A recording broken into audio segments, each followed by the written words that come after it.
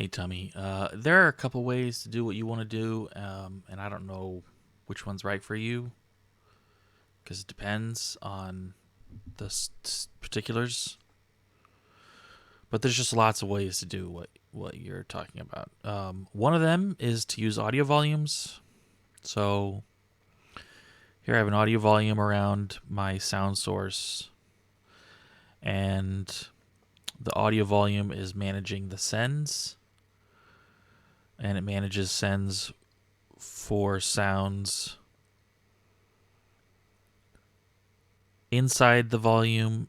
When the sounds inside the volume when the listener's inside the volume, and sounds in the volume when the listener's outside of the volume. Right. So when I'm in here, these sounds get this send, and when I'm outside the volume, the sounds get this send.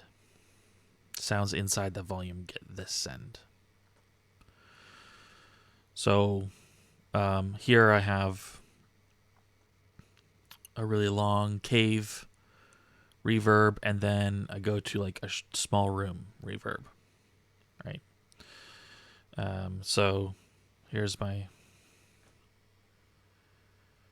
cave reverb, right?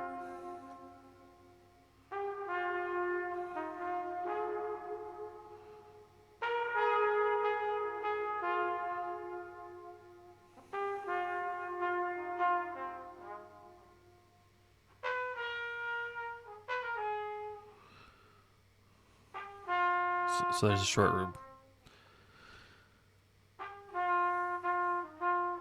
So it's not shutting off the submixes.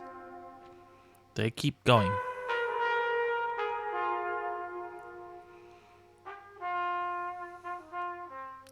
There's no crossfading, nothing like that. It's just turning on a send or turning off a send.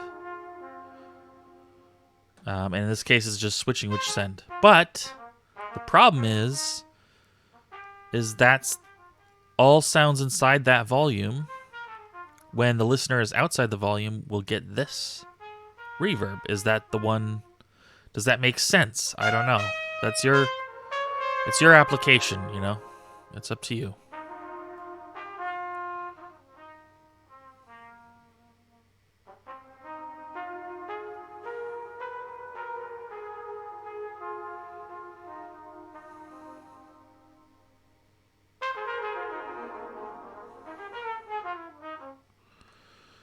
So that's not maybe how I would use it because it doesn't make sense to me. I would want, sounds inside this volume to have what would acoustically make sense inside this volume. Now, there are other ways. So, for example, we don't have to use volumes. And just give me a second. I'll set something else up. Okay, so this other method utilizes source buses, right? You said you wanted a switch. Well, in this case, we've got source buses. So, as a very sort of naive implementation, here you can see is my music player. I've now made it a blueprint object. But it's not a very complicated blueprint object. It just has 3 audio components. One plays my music, and then it has one to play a reverb A bus and one to play a reverb B bus. And if we take a look at my music file, we can see now that I have added post effect bus sends to reverb A and reverb B bus. And these are source buses. And if we look at the source buses, you can see that they go reverb A bus just buses straight to reverb A. Reverb B bus buses straight to output straight to reverb B. And so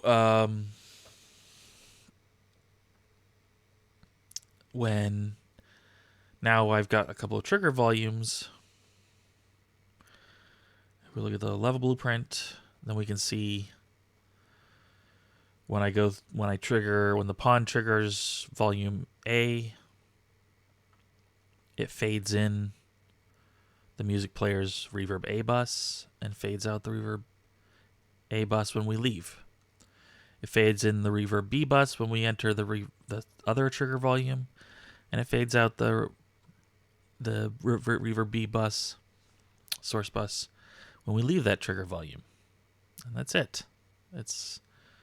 It just literally plays a source bus when I go here, and then plays a different source bus when I go here. And those source buses just go to effects. So this would be a way to have your music receive effects specifically, and then you don't have to worry about audio volumes and any sort of automatic sends, and all your other sounds can be managed in other ways. And then, of course, you might have to check to make sure that your initialization state works. So, the pawn spawned inside the volume, so it didn't trigger the overlap. Right. So, on begin play, which trigger is it in? But then you can see the reverb is not fading out. It's just a quick little crossfade on the sends. And then, of course, you get this, which is handy. And then, of course, you can mix it to taste, but, there you go. So there's 2 ways. And there are more ways. You could have,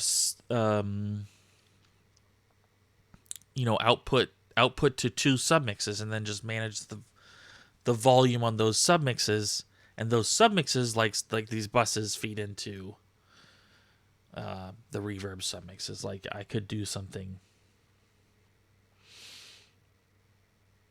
like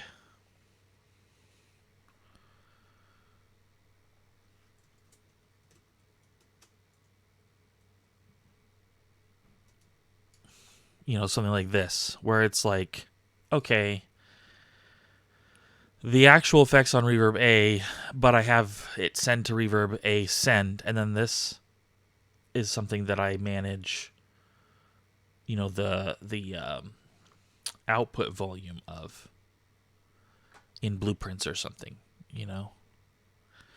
and then I use that instead of source buses. So there's so many different ways you could do this, and it's all about what works for you, for your particular situation. And my recommendation is just to keep learning how to use all the tools and to think broadly about how you can apply their function.